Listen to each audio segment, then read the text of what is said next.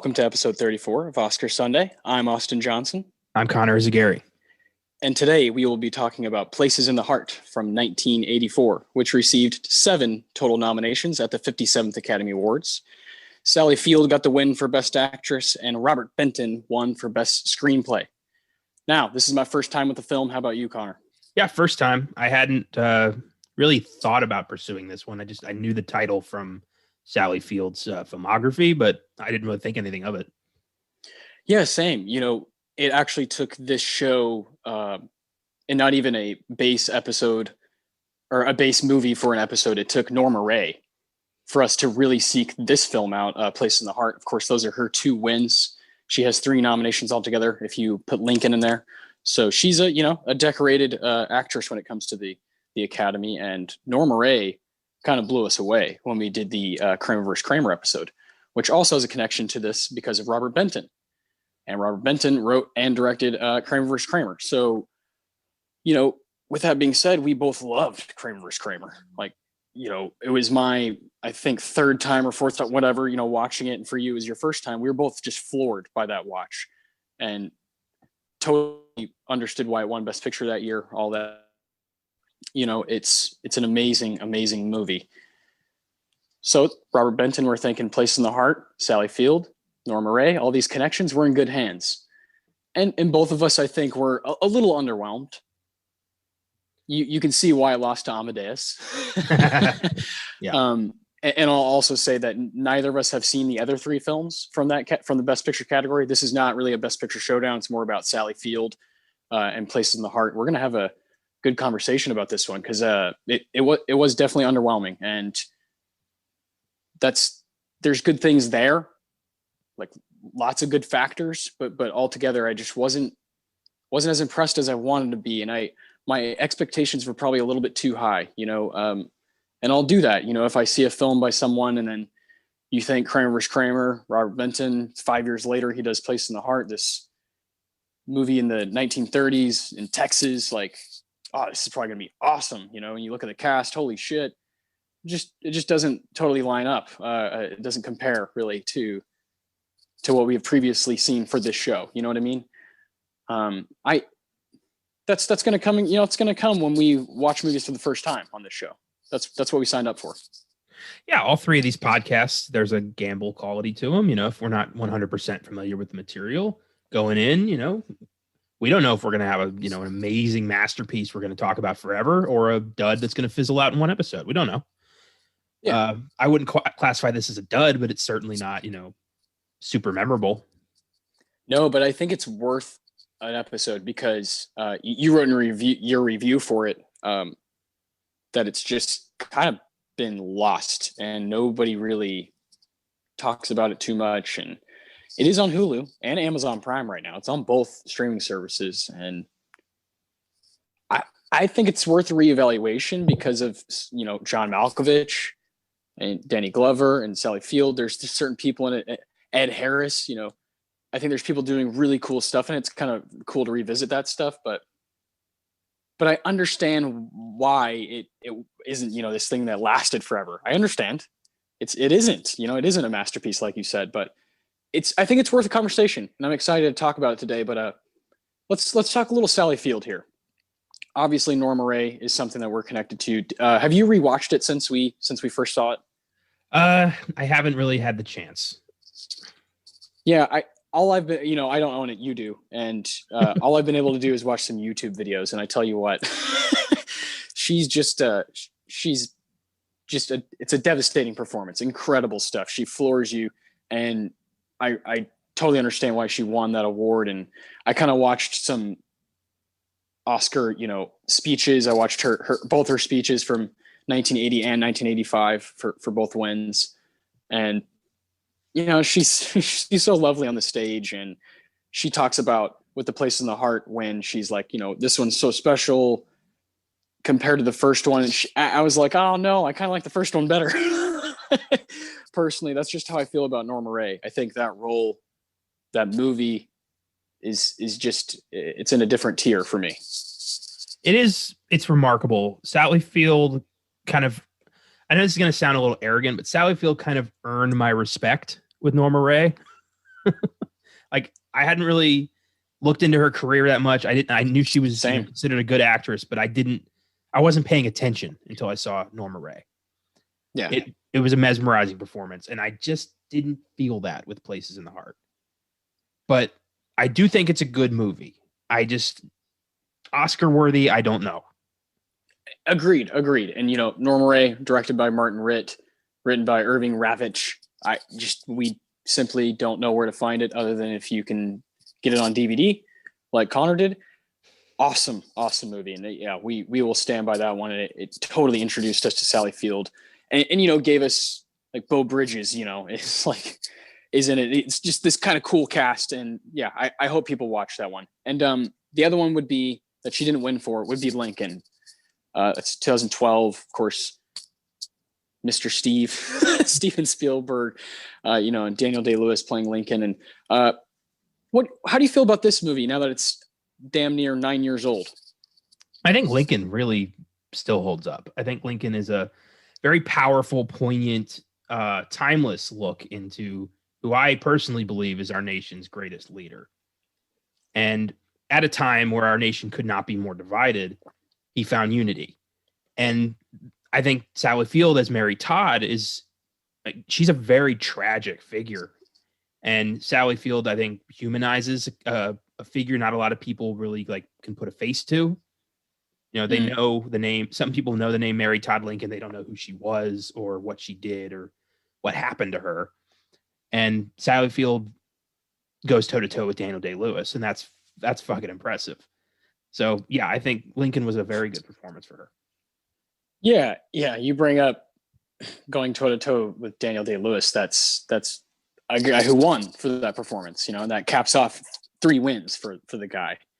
That's My Left Foot, There Will Be Blood, and Lincoln. Like, what more do you want from from a performer? And for Sally to just continually be able to shine like that and go toe to toe with someone like that is shows some skill. And I think we both have some work to do just watching her other stuff now. We've seen all of her Oscar nominated movies. We've seen, the 2 wins and then Lincoln. So now it's on us to kind of venture out and see what we would really like, and find it and watch it.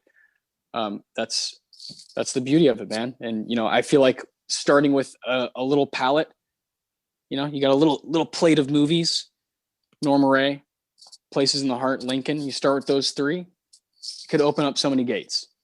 And that's what we've done here. And I love that this episode, this movie, Place in the Heart, was inspired by a whole different episode. It's cool. Yeah, it's our first, I don't know if it's our first, but it's a spinoff. And that's pretty sweet. Yeah. That's going to happen a lot where we're going to be inspired by, an Elmer Gantry, a Johnny Belinda, Snake Pit. We're going to in turn going to want to do it the other time, when we come back to that year, because we're inspired by it. And, that's the fun of it. And definitely Norma Ray was that first 1979. That was the one that surprised us. Like, whoa, I thought that was going to be the odd one of the bunch that didn't really fit, but actually it holds up. And I love exploring these actors and actresses and directors and writers. So speaking of directors and writers, let's talk a little bit more about Robert Benton. This guy, he's, we've talked about 2 films that he's been behind, but there's quite a bit more. He's a guy who has been a staple through, what would you say, 3-4 decades, kind of a staple in that realm of being Oscar worthy, screenplay writer and director. And, that's not easy to do, as you and I have just kind of explored this, kind of doing this as a project and doing all this research. It's just not easy to do as a dual man, doing the writing and the directing. So what stands out for you about Robert Benton's career, other than obviously we've talked about Kramer and we're going to talk about Places in the Heart? I had no idea he wrote fucking Superman. Yeah, dude. Yeah. Isn't that crazy? I couldn't believe it when I saw that. That's awesome. Superman is really the first great superhero movie. And Robert Benton really did a great job, grounding Superman in as much reality as he could. And combined with Christopher Reeve's performance and Gene Hackman's performance, like that movie still holds up. The first two Superman movies are fucking awesome. And I love that Robert Benton had a hand in that. So awesome. Yeah. And I love that because that's something that's not Oscar related. It's something that he did. He can show he can shine in both, on both roads. Isn't that cool? And then you look, I mean, look at this guy, Bonnie and Clyde. He's nominated for best screenplay. The Late Show, nominated for best screenplay. Kramer vs. Kramer, winner for best screenplay and best director. Places in the Heart, nominee for best director. Places in the Heart, nominee. Or no, he won, sorry, for best screenplay. And then finally, Nobody's Fool, nominated for best screenplay. Just crazy, man. All these films from 1968 to 1995. Crazy. This is crazy. So I looked just for curiosity's sake, I looked into Superman again. Robert Benton, because why not? Robert Benton co-wrote that screenplay with Mario Puzo and Herman J. Mankiewicz's nephew. How about that? Oh man. God, I got to revisit Superman. It's been too long. Yeah, that's what it sounds like. I would love to do that on Filmgazm or something. That'd be a lot of fun. Yeah. But Benton so cool. It's cool that, he's still alive. I think he's retired now. But yeah, he's just kind of been there behind the scenes of a lot of really influential films. And he isn't a director that a lot of people really talk about anymore. And he should be. Yeah, I think he's a name that belongs in a pretty high tier. Maybe not the highest, but he's definitely, I mean, yeah, this is an impressive resume. To go over the stuff that he's directed, to be Bad Company, The Late Show, Kramer vs. Kramer, Still of the Night, Places in the Heart, Nadine, Billy Bathgate, Nobody's Fool, Twilight, The Human Stain, Feast of Love. Yeah. That's going from 1972 to 2007. Those are just ones he's directed. That's not just talking about screenplays.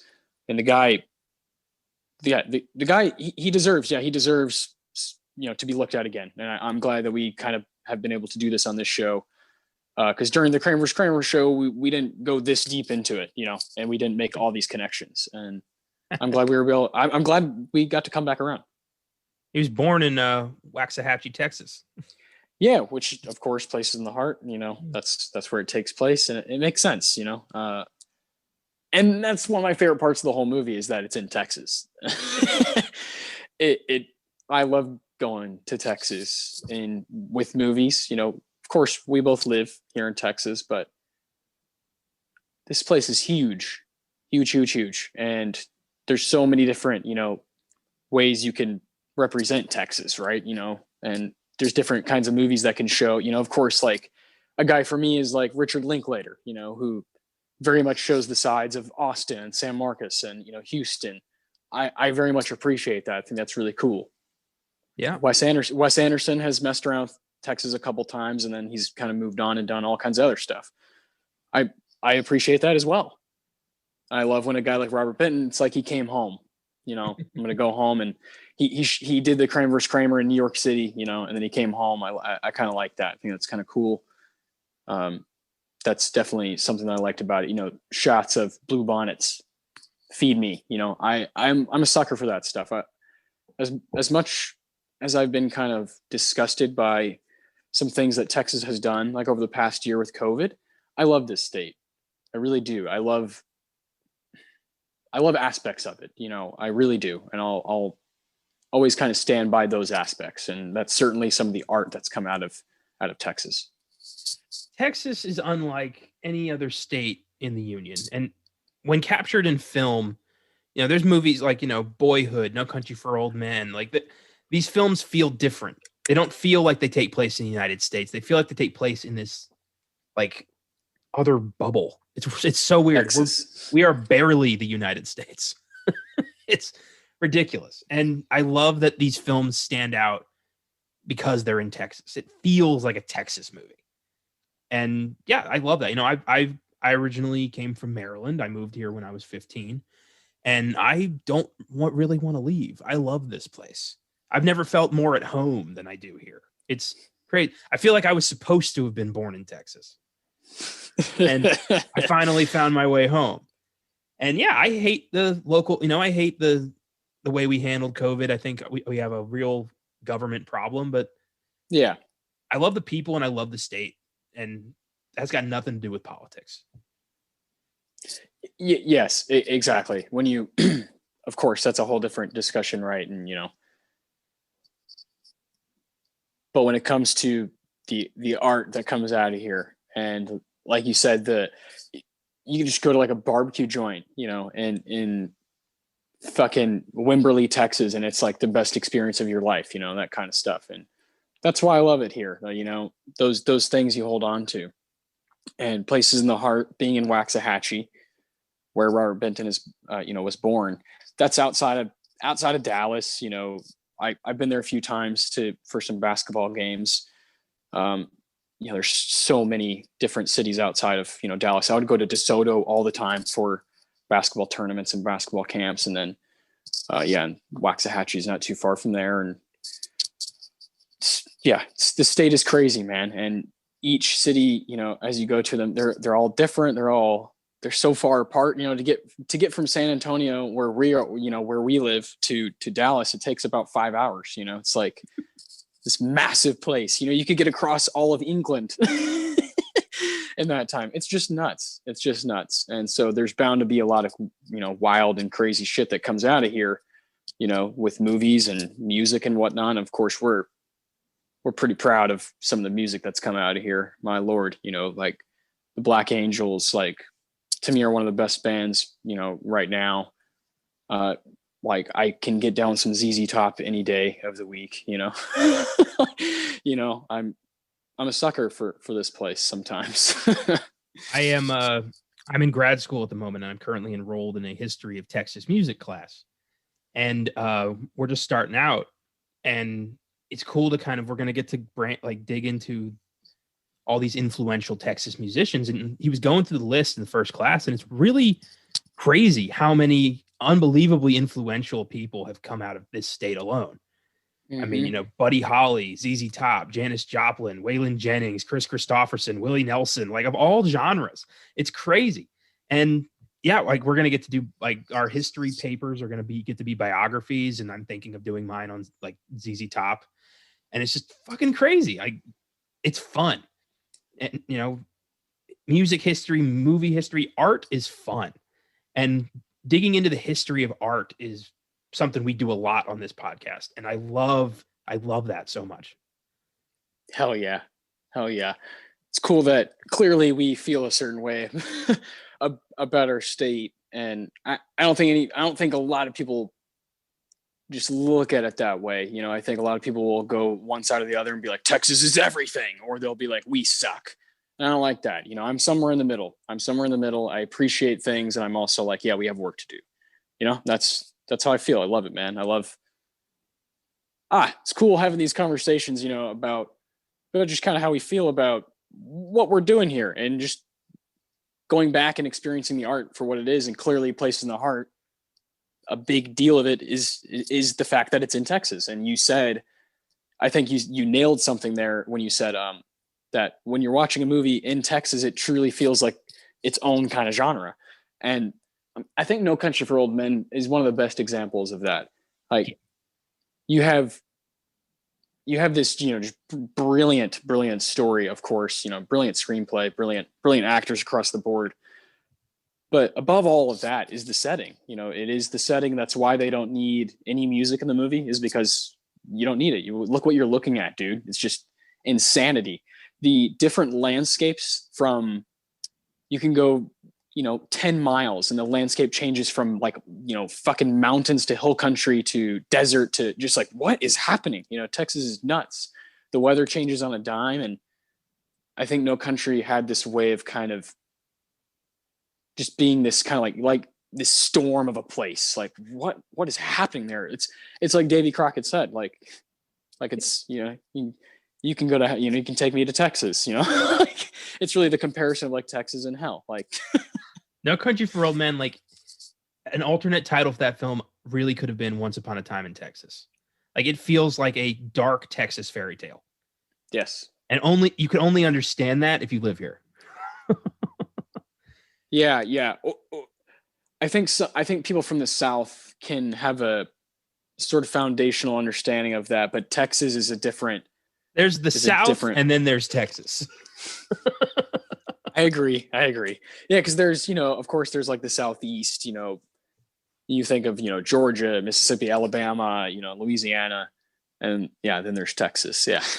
Texas is the great unifier between, the Southeast and the Southwest. Like you've got, there's Arizona, New Mexico, and then there's, Georgia, Alabama, Mississippi. But then there's right in the middle is this beautiful Lone Star State.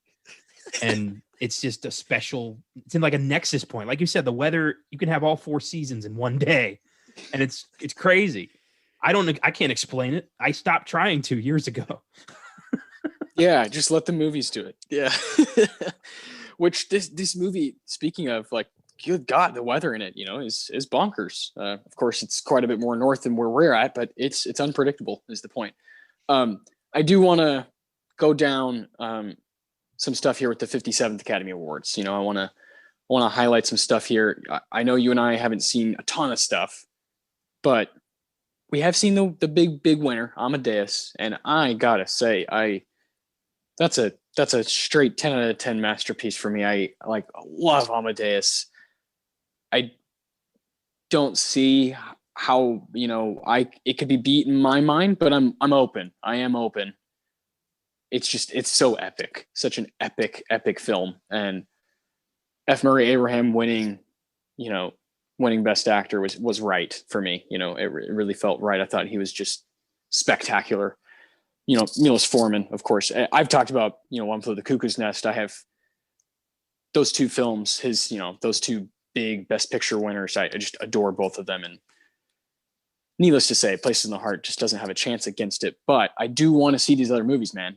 That's part of the deal, right? Is I want to do more research next time we come back to 1984. Yeah. You're not going to get any arguments from me about Amadeus. That is a beautiful film. I think that's one of the first biopics I ever saw. I remember watching that movie for the first time when I was like 10, 11 years old. Oh my God. I remember telling Really? my mom, like, yeah, I remember.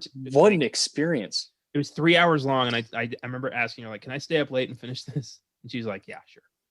And I remember, like, I think I was in a point where I was fascinated with classical music. So I watched Amadeus because we had it. And I was mesmerized, a child. And I was like, this is amazing. This is really, it was gorgeous. I could tell the performances were fantastic. Like, I believed it. And then I watched it again about a year ago, and same exact reaction. It's an amazing film. It's an amazing story of a technically not true rivalry between 2 incredibly talented artists. And yeah, I don't think it had any competition at that Oscars. I mean, that thing is a monster. Yeah, it's a beast of a film, and man, I can't imagine seeing it at that age. I saw it when I was 21. That was the first time I saw it. I I had a day off. I was working at the airport in Houston right after I turned 21. I remember this like it's yesterday. And I went to Best Buy. I would do that a lot to go find if I could see some Blu-rays or something, or some cheap DVDs. Sometimes they have those bins where you can buy like 3 for $10.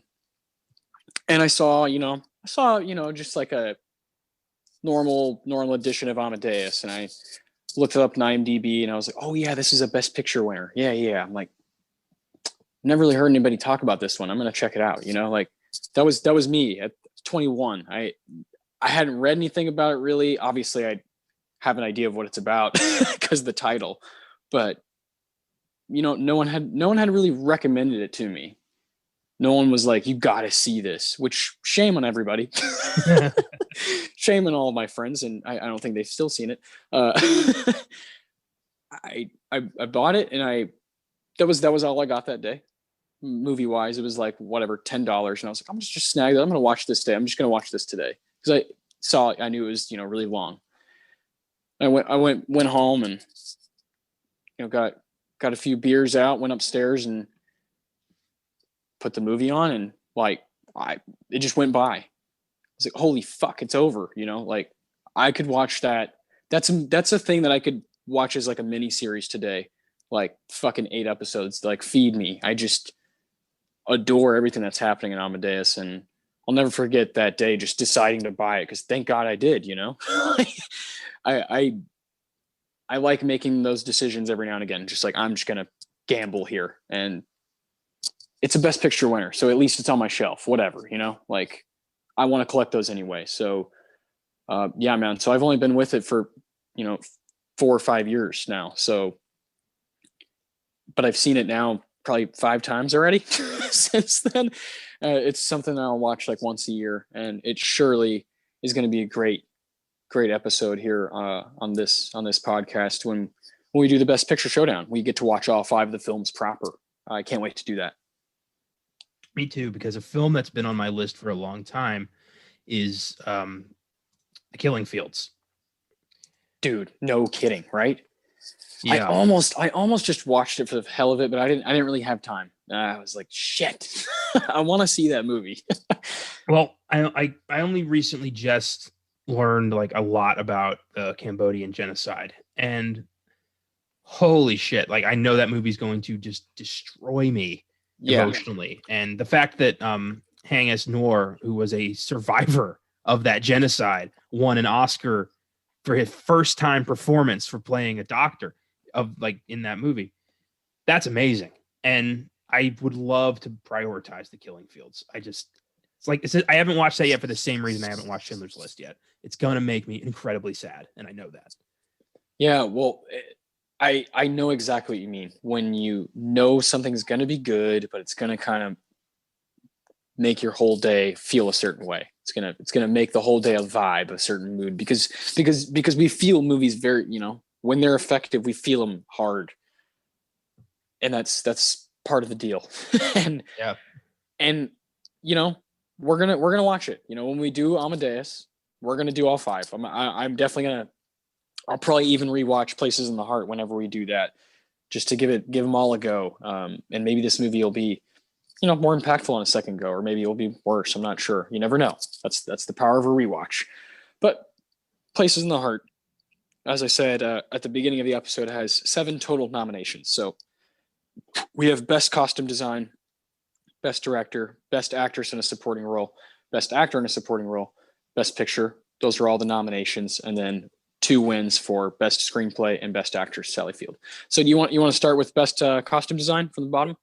Let's do this. Best Costume Design. We have 2010, The Bostonians, A Passage to India, Places in the Heart, and the winner, Amadeus. And anybody who's seen Amadeus knows that there's no way it loses costume design. That movie is so elaborate and well constructed. No way. Period films like that always take Best Costume Design. Yeah, and I think A Passage to India is the only one that was like rivaling it, because it had the same amount of nominations as Amadeus at this show. And I have not seen it, obviously, but it's like a historical drama, and same kind of deal. There's gonna be a lot of different kind of costumes going on, and Amadeus is one of the best parts of it, is just how the precision of every little piece of clothing is just looks so grand. And it looks like everyone's paying attention to every little detail. I love it. 2010 intrigues me. Have you seen that? No, but this is definitely one. I mean, it's like a sci-fi movie, and of course, if a sci-fi movie is, up for Oscars, we definitely want to see that. Well, it's the sequel to 2001: A Space Odyssey. I mean, that alone intrigues me. I wasn't a huge fan of 2001, but I am willing to, give it another shot. And 2010, I'm wondering, like, how do you make a sequel to a Kubrick movie? And I mean, I did see Dr. Sleep, so I do kind of know, but take some balls. Well, it takes some balls, especially to do it just 16 years after, Space Odyssey. I like it. I really appreciate what it did. 2001. I appreciate what it did, but it's not anywhere near my favorite Kubrick. It really isn't. And I definitely need to give it a rewatch, but I just don't feel as strongly connected as the other ones. The Shining, Clockwork Orange, Full Metal Jacket. I I like those a little bit better. I think that's Doctor Strangelove. I like better. Yeah, that's just how I feel. I think it's probably like 6 or 7 in my rankings for Kubrick, somewhere in there. Yeah, one day we're just gonna have to do that movie proper. Just so yeah. Because I think both of us, it's been like I don't think we've watched it since we met each other. No. Yeah. I haven't seen it in 4 years, maybe. Yeah. I watched that for the first time when I took a class on Kubrick my last year of my undergrad for college, and that was the best goddamn class. That was so much fun. We did the Killing all the way to Eyes Wide Shut, and then some post Kubrick films that she thought had the Kubrick flavor that he would have done had he not died, and that was cool because she picked AI, artificial intelligence, obviously. And I don't remember the other one, but the third one was There Will Be Blood. Oh, Jesus. And it was neat to see, like, with the Kubrick lens, how this film measures up, and it was weird. But, yeah, that was the best damn class. That's so cool. Cool stuff. So after costume design, we have Best Director. We have, of course, Robert Benton for Places in the Heart. David Lean for A Passage to India. Roland Joffe for The Killing Fields, Woody Allen for Broadway Danny Rose, and the winner Milos Forman for Amadeus. And I am very surprised to see David Lean in there. I didn't know he was still doing films in the 80s. Yeah, I mean, yeah, it's the guy behind Bridge on River Kwai. Yeah, Lawrence of Arabia, Dr. Zhivago, like the king of the 60s epic. And here he is in the 80s, still getting nominated. That's amazing. Yeah, Passage to India, man. That's another one that we obviously need to see. It's just riddled with nominations, and just got beat out by Amadeus. So it's got to be pretty good, or maybe not. Maybe it's an overrated one. We'll see. I can't wait to see it, man. Same thing as feel the same way about The Killing Fields. Like those two, I'm very keen on. Yes. So as far as director, I can't speak for 3 of these, but I think Milos Forman has this in the bag. Yeah, it's going to be hard, right? This is what we get. Yeah, we could talk about this all day. This is what we got to do. It's got to be a part of the research. But Milos is doing really, really wonderful stuff. Yeah, for sure. Amadeus takes a certain amount of grandiose pageantry. Like you have to really create a world that stands alone. Like, Mozart's Time is incredibly almost full of itself. And you have to, like, you feel that. You feel like, I know I'm using this expression a lot this episode, but it does feel like you're in a fairy tale. Yeah, I know exactly what you mean. That it's a total vibe. It's an atmosphere thing, and it doesn't let go. No, it does not. Cool. So we have Best Supporting Actress. We have Glenn Close for The Natural, Lindsay Krause for Places in the Heart, Christine Lottie for Swing Shift, Geraldine Page for The Pope of Greenwich Village, and the winner, Peggy Ashcroft, for A Passage to India. I got nothing to say here. I have not seen any of those films beyond Places in the Heart, regrettably. Well, which one do you want to see the most? How about that? That's a good question. I would very much like to acquaint myself more with with Glenn Close's filmography. So that's probably the one, The Natural. I like that. I like that a lot. Yeah.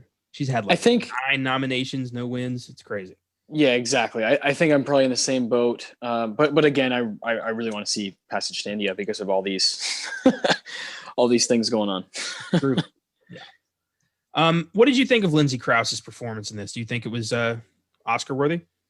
Oh yeah, I think she's like I have a lot to say about.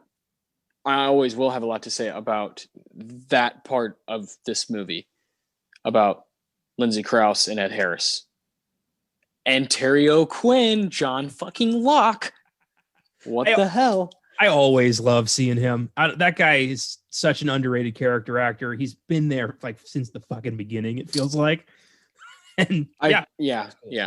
Yeah, I thought of course we're gonna give out awards for Place in the Heart, but I'm not giving away anything here. I thought the scene when they're playing cards was just like spectacular. Like, and I could have watched that all day. I could have watched a movie about Ed Harris and Lindsay Krause here. I could have watched a movie about what was her name? Margaret and Wayne. I could have watched them all day. Thought they were fascinating. I thought they both gave like lights out performances. Just it just didn't all like mesh and add up with everything else happening in the movie. Thank you. Yes. And that's my main issue is what are you trying to say here, Robert Benton? Yeah. I got it's kind of a lot to unpack in my mind, and it's a little frustrating because I think there's a movie there. You, I hate to say it, but I think if you just drop the main plot line, like I'm talking about, get rid of the main characters and just deal with what's happening here. I think you can have like a movie that's similar to Kramer's Kramer, where it's just dealing with a relationship in the middle of Waxahachie, Texas. This lady running a beauty shop and the husband's cheating on her. I'll watch an hour and a half of that. Fuck yeah. You know, I think that was the movie. I think that was what should have been the movie. But there's this whole other huge thing happening, and I wasn't as interested in it, except for John fucking Malkovich. John Malkovich was wonderful, so it did have things to offer. But in my mind, I was like, I feel like there's a whole nother movie here. Like, I feel like there's 3 movies in one happening, and I'm not sure what to go with and what to feel. I'm kind of the exact opposite. I think they should have trimmed the love triangle and focused on a widow, a black man, and a blind man trying to start a cotton farm. Like, to me, that's a fascinating story. And also, the love triangle never goes anywhere. It, as much as I thought, all right, yeah, I thought if you're going to give supporting actress to anybody, I think it should have gone to Amy Madigan. I thought she was pretty spectacular. Yeah, it was great. I've always felt she was kind of, underrated and not really that well known. I always liked her.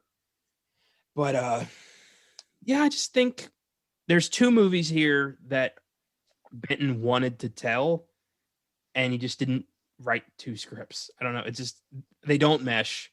They don't connect at all. And it just doesn't work. It is weird. Yeah. No, it definitely doesn't work for me. Like all of it happening at once. I love that, and of course, I think people would think I'm really silly for thinking that side of the movie. It's not so much on paper that I'm more interested in a love triangle. I just thought within the movie, I thought they were doing a better job. I thought when I was watching them, I was like, Jesus, like Ed Harris is fucking acting right now. I really liked what Lindsay was doing, and Amy Madigan and Terry O'Quinn in that scene.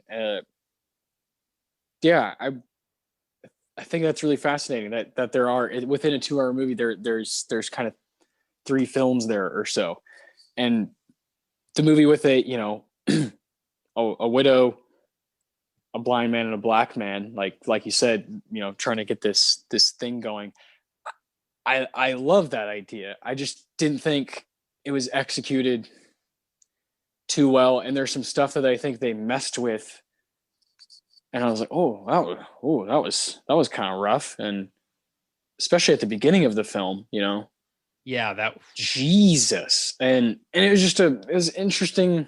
It was interesting, it's an '80s movie. It's interesting to just kind of go back and look at this. It felt, Oscar Beatty, of course, and was like, we're going to talk about race now, and I'm not always in for that. And it feels like Sally Field was able to be the hero here. And it was just like, I don't know. I just wasn't totally down with how that part was executed, but on paper, I definitely am more interested in, like you said, a widow, a blind man, and a black man, doing this. I just didn't think that part was like told very well.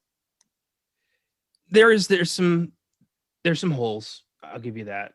But I thought the way that, you can't tell a story like this about a black man in 1930s Texas without going there, admittedly. It's sad, but that's kind of the reality of it.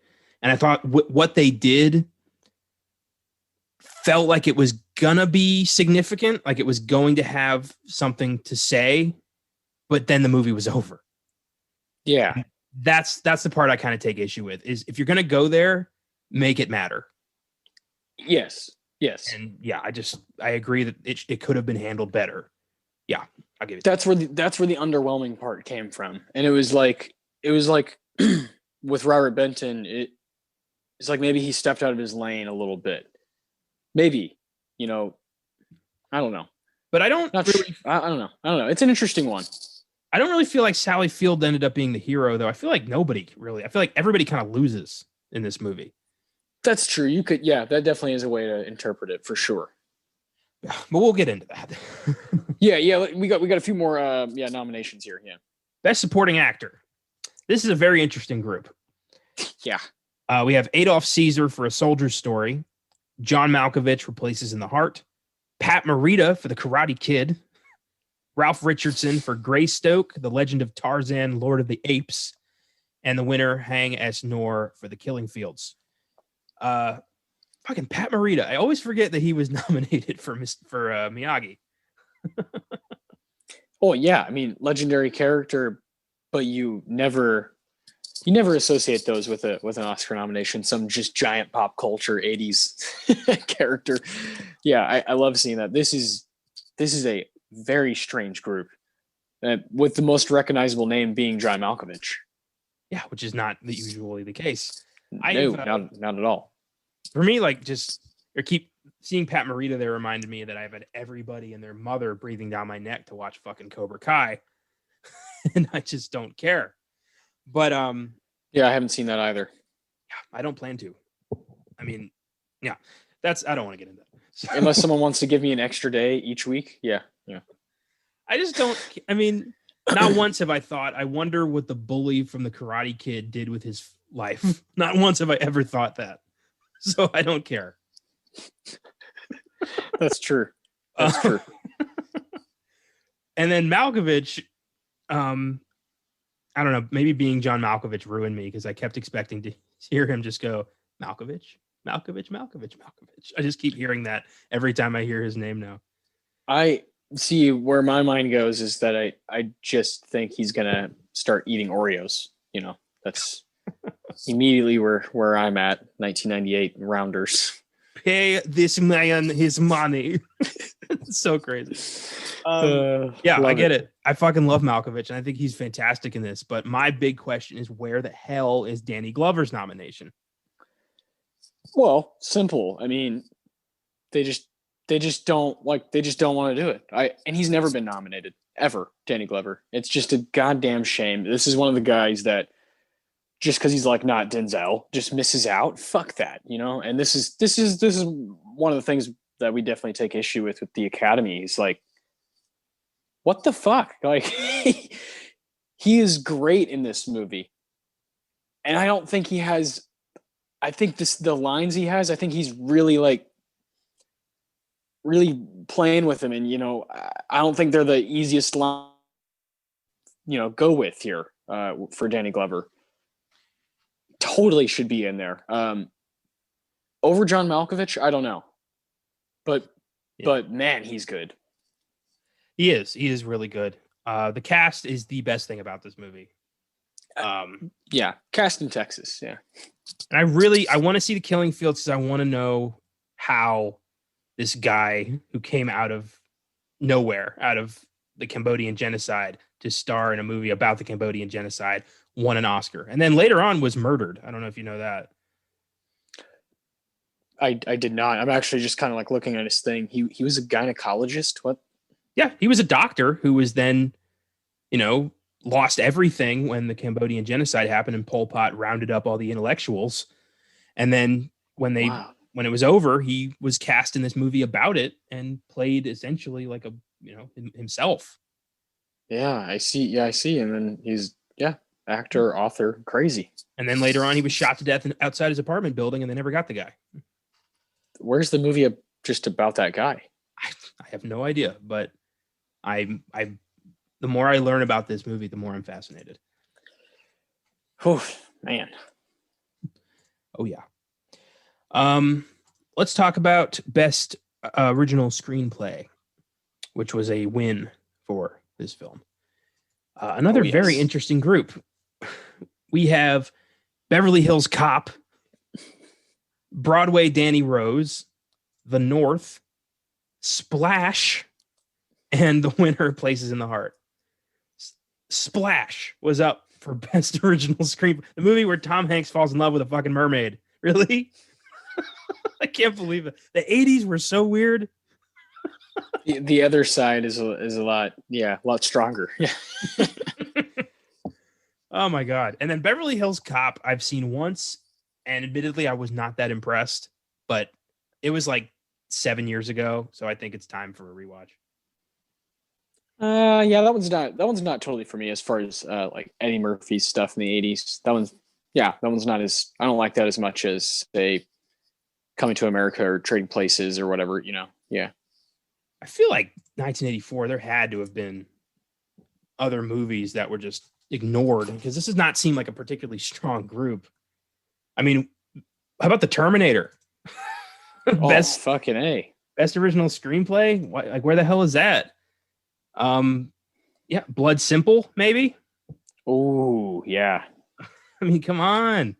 Hell, even I think this would have been a great chance for, horror to get some love with A Nightmare on Elm Street.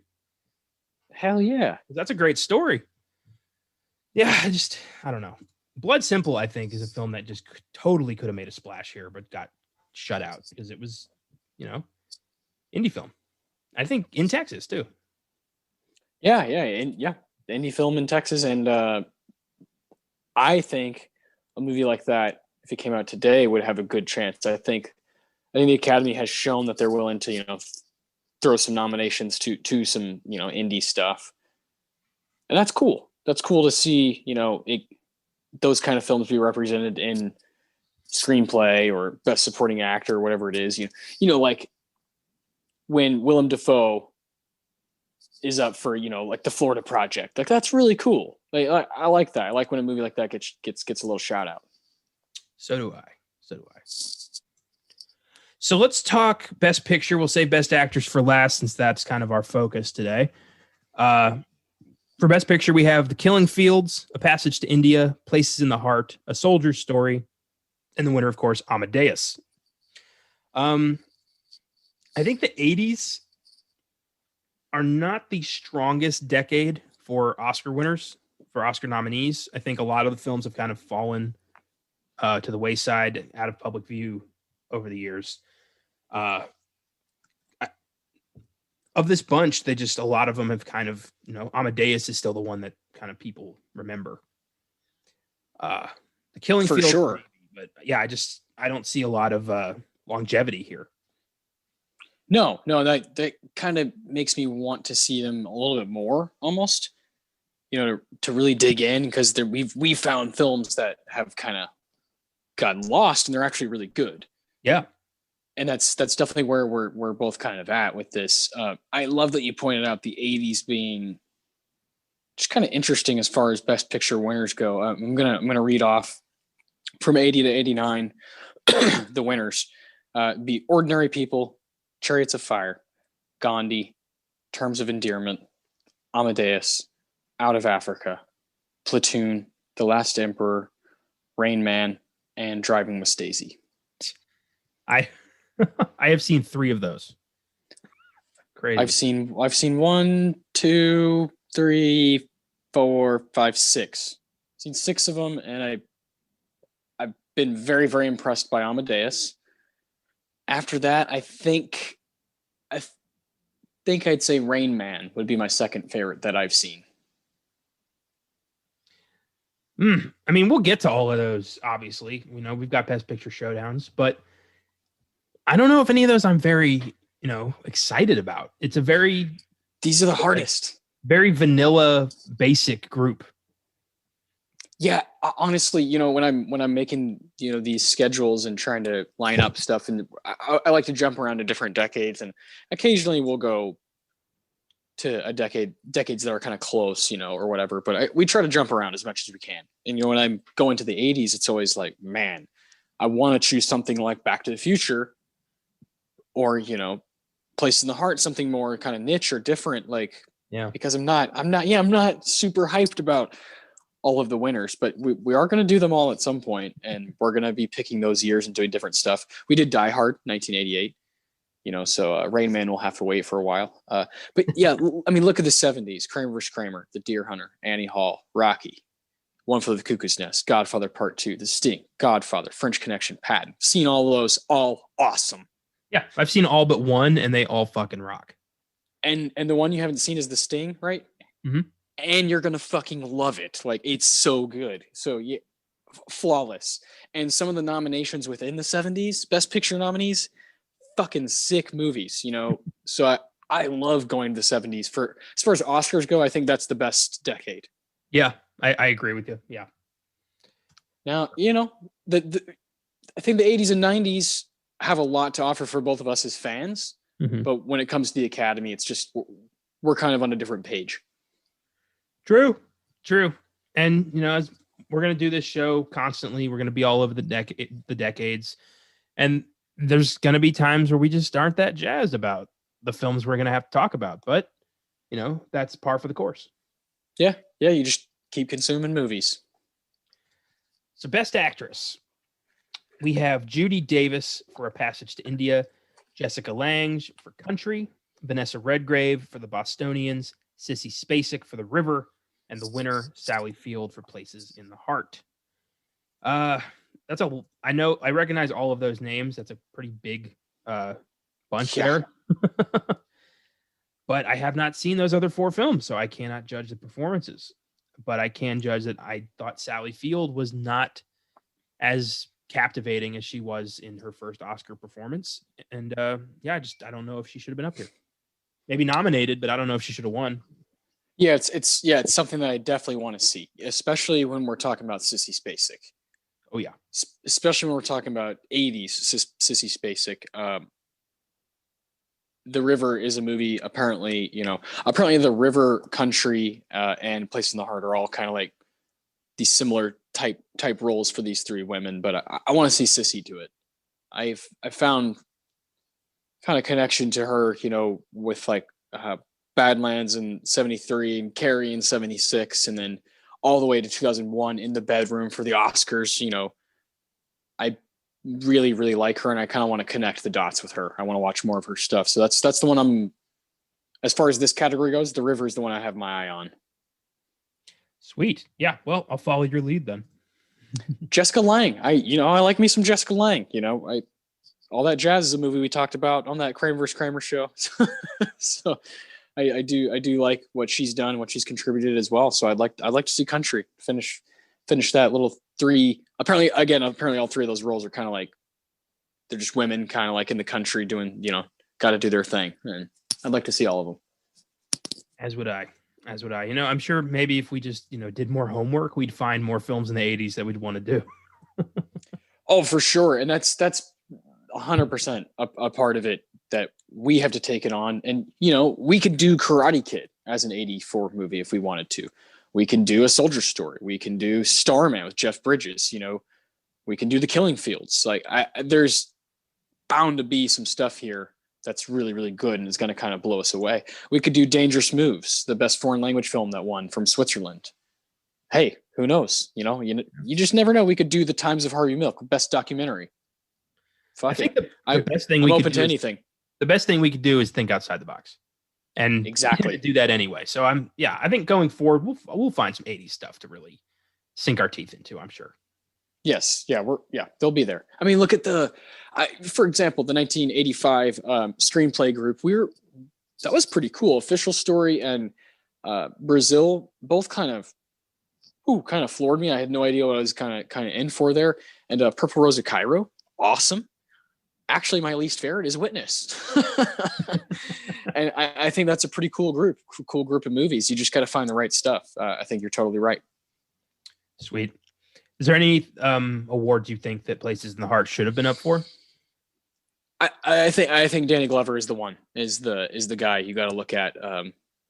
just I think he's on par with everybody else in this movie. And if you're going to nominate all of them, then why not him? True. What about you? True. I agree with you on Danny Glover. I'm surprised you didn't go to bat for Ed Harris. Well, here's the thing about Mr. Ed. Mr. Ed does have, I believe, 4 Oscar nominations. I'm okay with that. He's got his stuff in the bag, but Glover doesn't have shit to show for with the Academy, and I hate that. That's not right. Ed Harris, is it 4? Let me look it up. I know he got that Truman Show one in 98. Truman Show, Apollo 13, Apollo yep. Hours. That's exactly right. Yeah. 4, no wins. Extremely interesting, performer. The guy seems like he's annoyed sometimes, just like that's just part of his. He just has like a lot on his shoulders, and I like him a lot. I've found a connection to him as well. Just over time, he's just kind of in a bunch of shit and has been in my life, and now I see why. See why he's had a job for so long. He's good.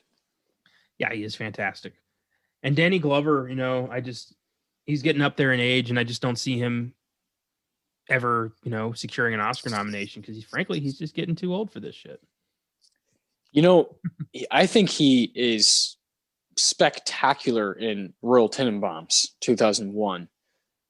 I think that's a role that not a lot of people can do in that movie. Him and Gene Hackman in particular, like, whoa. And Anjelica Huston, all three of them really just kind of insane that those 3 people are like really going for that screenplay and kind of all 3 of them kind of fucking nailed it. I thought Danny Glover was amazing in that. I thought he should have been up for Best Supporting Actor that year. I'm sure there's other stuff, man. He's also just been a guy who's just a part of pop culture because he's just in all kinds of cool shit. Saw. Yeah. We've got to do a couple episodes on that over on Filmgazm. It's just obviously a kick-ass movie for the horror community. So yeah, he's kind of everywhere, and I would love if there was at least a nomination there. Yeah, we can dream. Dream on. Yeah, it's gonna happen where you're gonna find these actors as like, wait, what? They don't have a nomination ever, but this guy has 4. This guy has 5. What the hell? And it gets frustrating. Yeah, it does. It does. So, you ready to hand out some awards? Of course. Place in the Heart, 1984. We have awards to give out. The Tarantino for best quote, best line. The Ennio Morricone for best music moment. The Philip Seymour Hoffman for the best performance in the movie. And the Roger Deakins for the best scene or best moment. I think there's a lot to say within the film through these awards. So let's dig in. What's your Tarantino? My Tarantino, I had difficulty getting because honestly, I was just kind of sucked in a little bit. And you really, I tend to do this during the movie. I will pay attention and pause and think like, oh, that was good, and then write it down.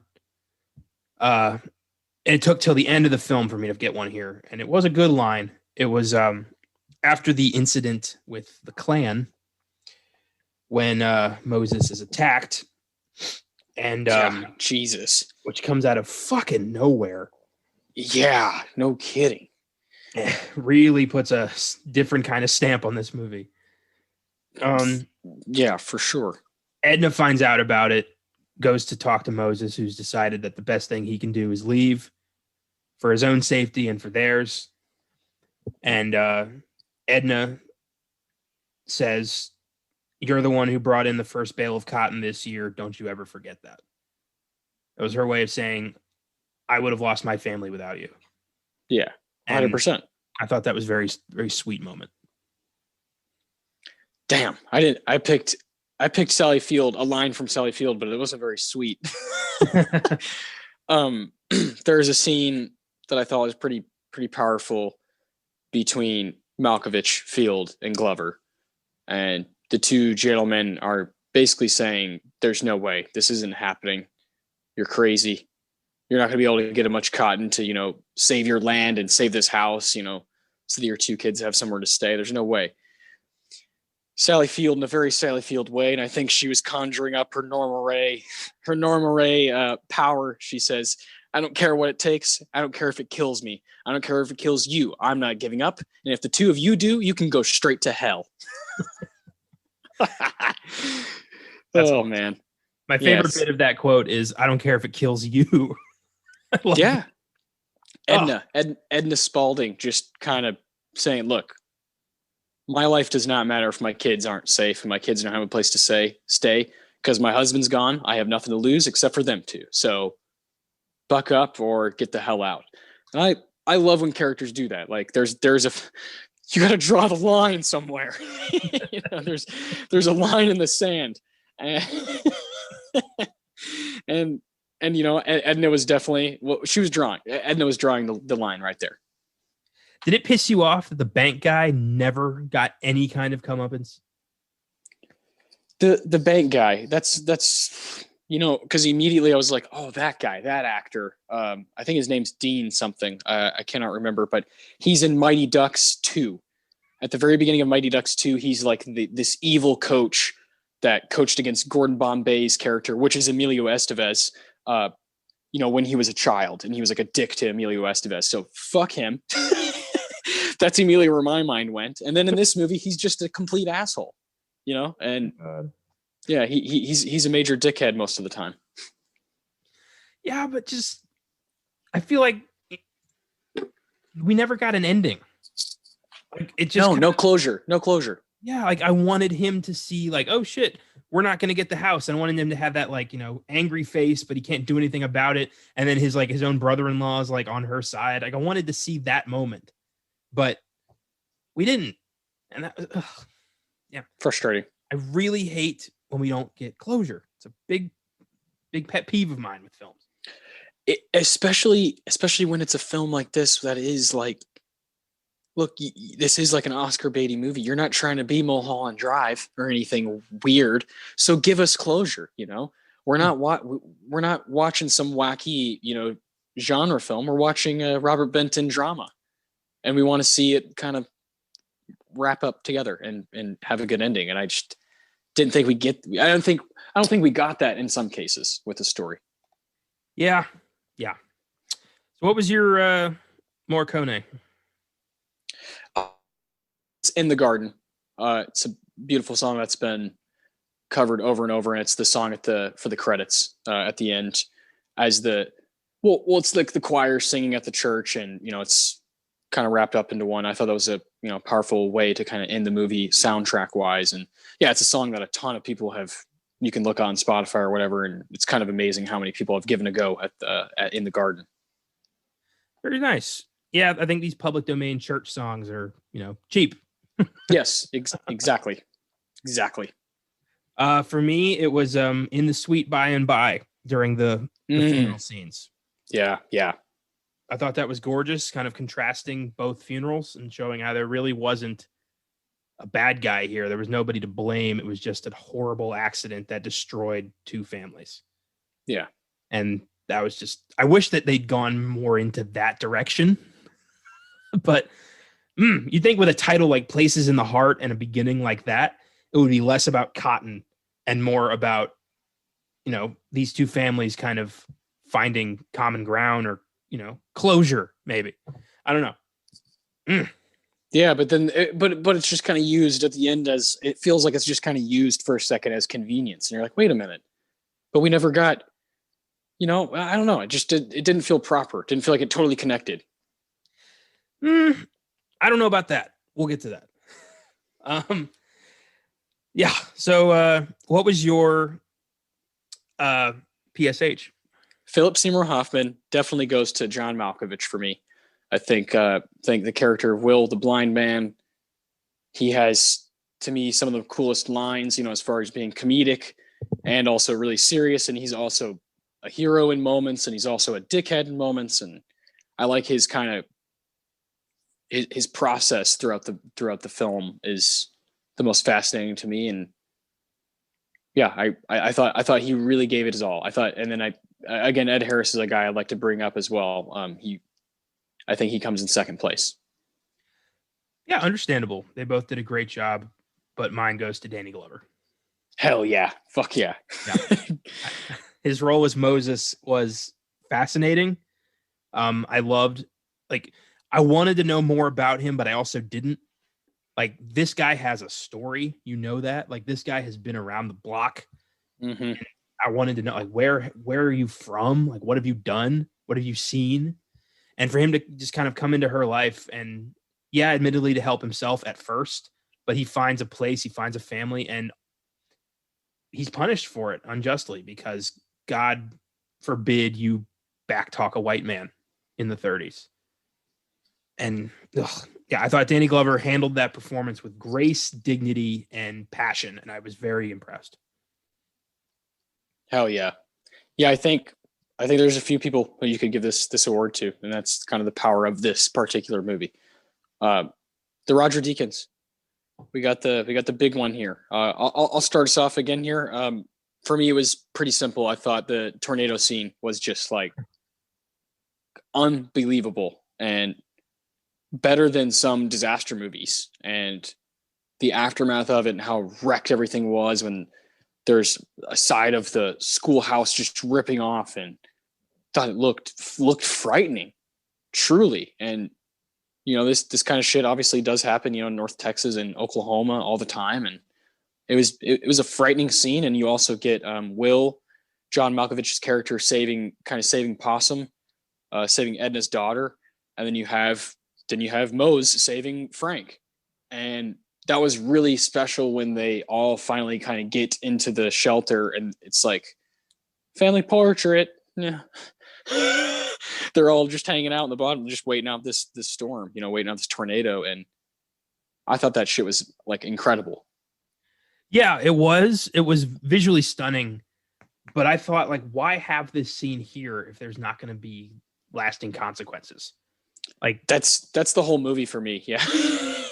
yeah, like there's like nobody really important dies. Their field is still perfectly usable. They don't even lose their house. Like, nothing really happens because of that. Not at all. Mm. But I get that's this movie. I don't think very much of it connects at all.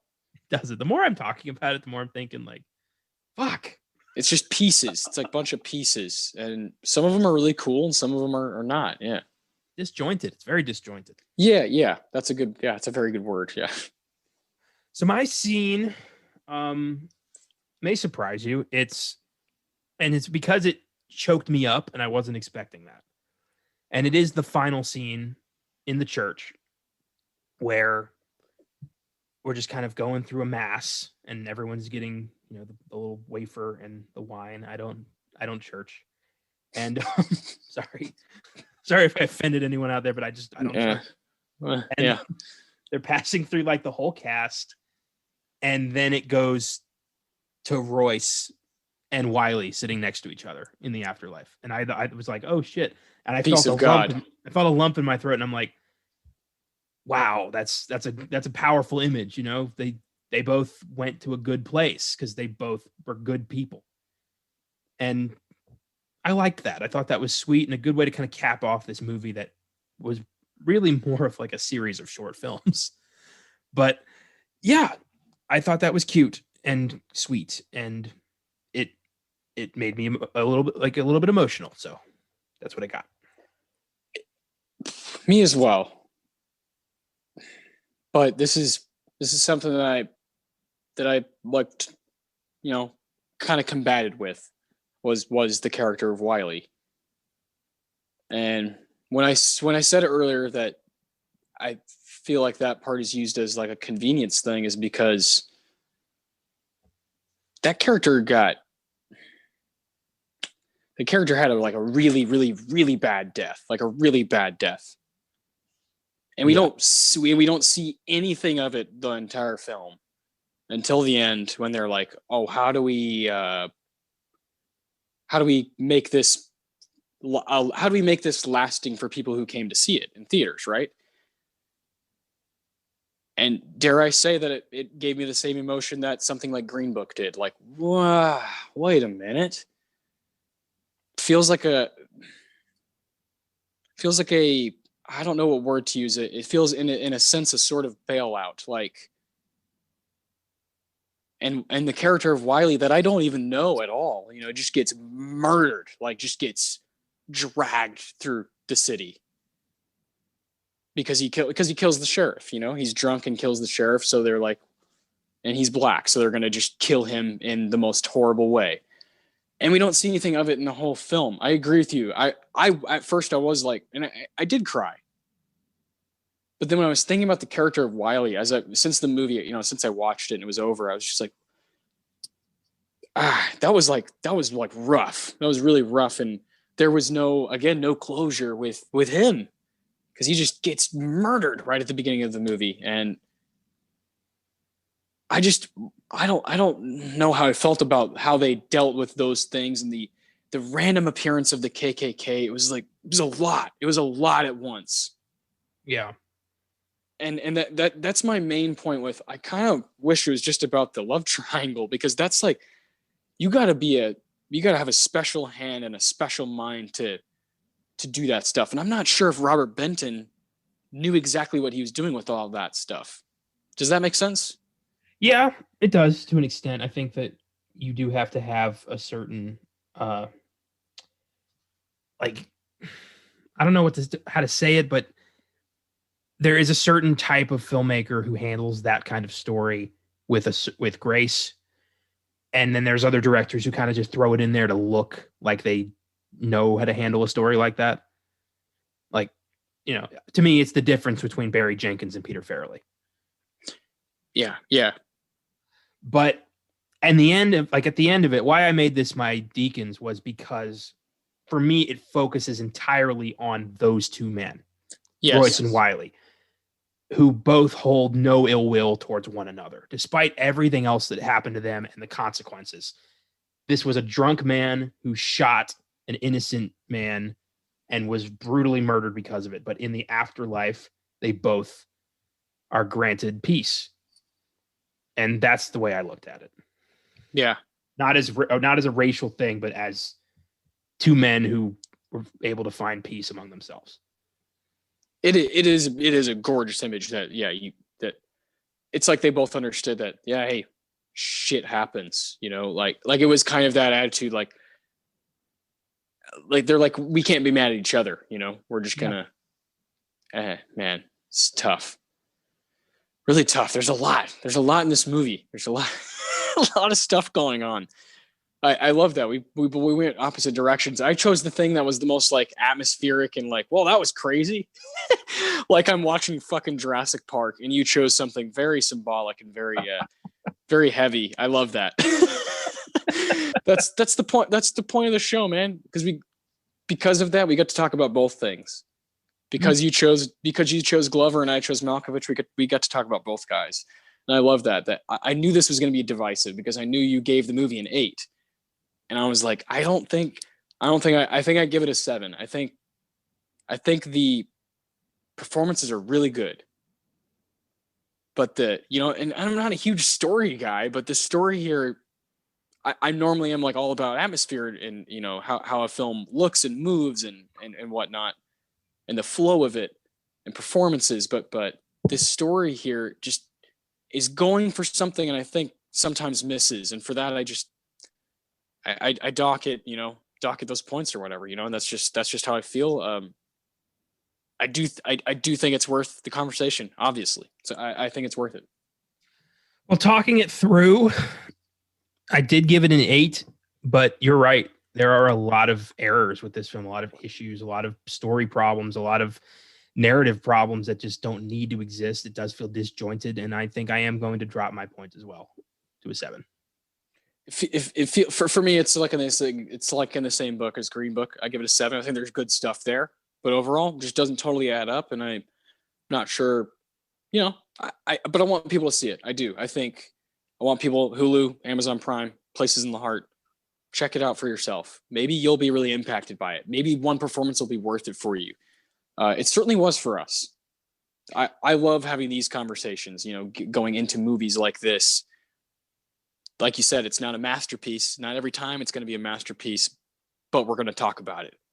No matter how good or how bad it is. I still think we've covered so many amazing movies that for this to be one of the weaker links, that's pretty amazing. Yeah, it's still not the worst movie we've talked about. I think Hamlet goes to Hamlet. Yep. Oh, yeah. I don't know if that's gonna go away until we do Driving Miss Daisy or Crash or one of those kind of winners that like is just not Hamlet. Yeah, Hamlet's just boring. Yeah, and this wasn't boring. It was just not particularly well told. I feel like Robert Benton had a lot of ideas and he didn't want to cut any of them. It makes sense though that it's in Waxahachie, it's in his home, and he's like, I got so much on my mind. And I get it. I feel like if I were trying to write a 2-hour movie about San Antonio, there's no way I'd be able to to wrap my mind around that. So hats off to him for trying, and I do think there's some stuff that's nailed here, and some stuff that's not. That's how it goes with the art, with the medium. Yeah, for sure. What are we doing? What are we doing next week? Well, yeah, this was episode 34, so next week is 35. Of course, it's gonna be a Best Picture showdown, and that episode will release on my birthday. It'll be my 26th birthday that day, and for that, I'm gonna choose one of my favorite Best Picture movies of all time, and that would be Moonlight from 2016. You just brought up Barry Jenkins, so we'll bring him up again. We've already done If Beale Street Could Talk. It's time to go ahead and wrap it up with Barry Jenkins and do the big one. Moonlight is, to me, a through and through masterpiece that I've seen, I don't know, fucking 15 times already. So for me, it's like comfort food. I think it's brilliant. So come back next week. We're going to be talking about all the films that were up for Best Picture. That's La La Land, Hidden Figures. There's some cool stuff in there. And I know you and I are going to be doing legwork. We have been doing legwork kind of in the background, just kind of revisit the movies, check them out again and see what's up. But it's going to be very hard to change my mind about Moonlight. I think it's a pretty amazing movie.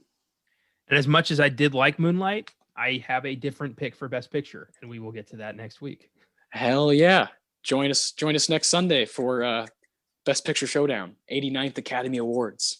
Absolutely. And be sure to tune into the Filmgazm podcast on Wednesday, where Julie and I are doing Alien versus Predator. Very excited for that. And of course, tomorrow we'll have a new sneak preview for you. So thank you very much, and we'll see you next Sunday.